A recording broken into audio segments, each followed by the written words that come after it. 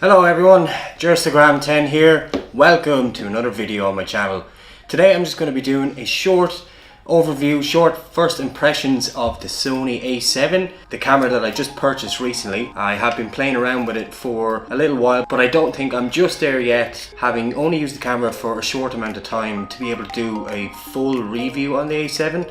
So I think just a general overview and first impressions is definitely something to do first, and then as I get more and more familiar with the camera and more comfortable using the camera and get to know it inside out, then I think I'll be ready to do a full review. Something probably along the lines of, is the Sony a7 worth it in 2018, or should you buy the a7 in 2018? Something like that. So yeah, I'm really happy with the Sony so far. First, straight off the bat, I mean, image quality is such a jump from my crop sensor Canon to a full frame. The difference between the crop sensor and the full frame, you just can't compare it. So what pros does this camera have over something like a Canon 760D, or maybe your mid-tier DSLRs, traditional DSLRs that aren't mirrorless? Well, first and foremost, the lightweight body. I mean, this is so light. Compared to even my Canon, this is extremely light. It's very easy to transport around. It almost fits in my pocket, but I definitely wouldn't be putting it in my pocket. But when I do have it in my camera bag, I definitely notice a difference in terms of the weight with this camera in the bag than my Canon, especially when I have it on my shoulder as well. If I have it strapped onto my shoulder, or if I'm even carrying it handheld, my arm, my hands, my wrist, they don't get fatigued anywhere near as quickly as they would when I'm holding the Canon, especially with the battery grip on the Canon as well, and some of the lenses that can all add up with weight, which is something that I just don't get with the Sony, which is fantastic. So I've already touched on it as well, but going along with the fact that the body is lighter, it's also smaller than your traditional DSLR camera. I feel like it's a lot shorter, so probably a DSLR might stick out a little bit further lengthwise. And I also feel like it might be a bit slimmer as well, just in terms of its overall profile. The obvious pro to that is that I'll be able to fit more gear into my camera bag, seeing as I'm taking up less space with the camera itself than with my traditional DSLR camera. The autofocus on this as well is lightning quick. I mean, I have to say, I noticed it straight away when I started using it that the autofocus is ridiculously quick, which is something that can really help when you're in those quick moments where you only have maybe a second or two to actually get the camera ready to take the photo.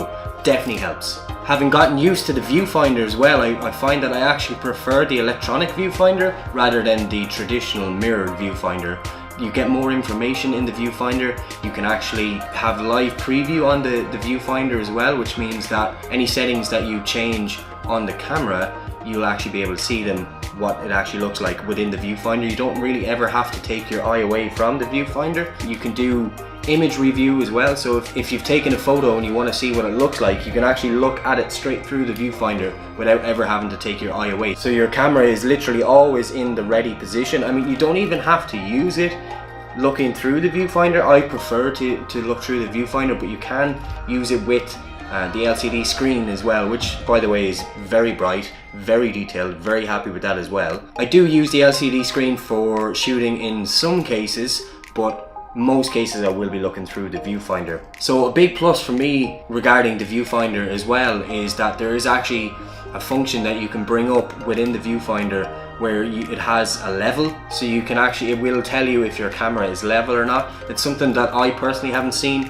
on any other camera system before. I'm not quite sure if it exists on a Canon or a Nikon. I'm pretty sure it won't, only if you're probably looking through the LCD screen on those respective cameras, but to have it within the viewfinder is a massive plus, massive bonus. Probably the biggest pro for me was the actual price of the camera. I mentioned this in my previous video, but this camera is an absolute steal. I'm not entirely sure how much it is in dollars, but on the amazon.co.uk site I was able to purchase this for £650, and it also had a cashback offer of £150, which is a specific deal that Sony were doing. So to be able to get a full frame camera, 24 megapixel sensor for £500, it's an absolute bargain, and definitely one that I don't think anyone should pass up, considering for that price you'd actually be getting a lot less if you were to buy a Canon or a Nikon in that price range. So what are some things that I don't like about the camera? I mean, having used it for only a few days now, really, not even a week. The first thing that was really apparent for me, especially in situations like this where I'm trying to vlog, is it doesn't have a flip out LCD screen. It expands and you can tilt it, but it doesn't flip out, so you can't actually see yourself from when you're facing the camera. You can't see yourself, which, especially when you're trying to get focus for making videos, or for vlogging in general, when you're trying to use your manual focus, because I hate using autofocus, because you can see that sometimes the camera struggles with autofocus. Any camera will struggle with autofocus in certain lighting conditions, so having manual focus when you're shooting a video is always preferable, but I find it's a lot harder to find that focus when I don't have a live preview actually facing me as well. So that is something that I have struggled with. It's not a massive deal breaker by any stretch of the imagination, but it would have been nice to have a flip out LCD rather than a tiltable one. It is a con, but it's not a huge con for me. It's not a massive deal, but it is something worth pointing out. Another slight drawback is a feature that I would have used to some extent, I guess, on my Canon camera, is touchscreen. This camera does not have any touchscreen functionality built into it. Again, the same with the LCD. It's not a huge deal breaker. It does come in handy sometimes, especially with the likes of, say, touch to focus or touch to auto track focus. When you touch a point on the screen and it'll attempt to keep that point in focus no matter where you point the camera. There are some things that were handy features. Changing settings on the fly as well through touch did come in useful sometimes, but I mean, you've got the wheel on the back here, which is very handy. You've got all your settings here. You've got your two scroll wheels here as well, what I call them. I don't know what they're actually called. I mean, you're never stuck for changing features on the fly, but sometimes when you're holding the camera out, it would have been handy just to be able to just touch the screen, I guess, and be able to change settings that way. Not a massive deal breaker, as I said, but again, it's another functionality that would have been nice, but you have to remember that this camera is a few years old now, so these features may not have been very prevalent at the time when they were released. Lastly is the price of lenses. For Sony, their mirrorless lenses are comparably more expensive than the only thing I can give my opinion on is Canon lenses. For instance, I've got both the Canon 50mm 1.8 and the Sony 50mm 1.8. The Canon 50mm can be purchased for about €100 if you find the right deal, whereas the Sony 50mm can be purchased for about €195 to €200, depending on where you buy it from. So you're looking at about 2 times the price difference there. I guess it's down to the fact that Canon would have a larger market share, which means that they can offer their lenses for a lower price, whereas Sony wouldn't have the biggest market share. It is growing, of course, absolutely, now with the popularity of the Alpha 7 series, especially with the A7 II and most recently the very popular A7 III.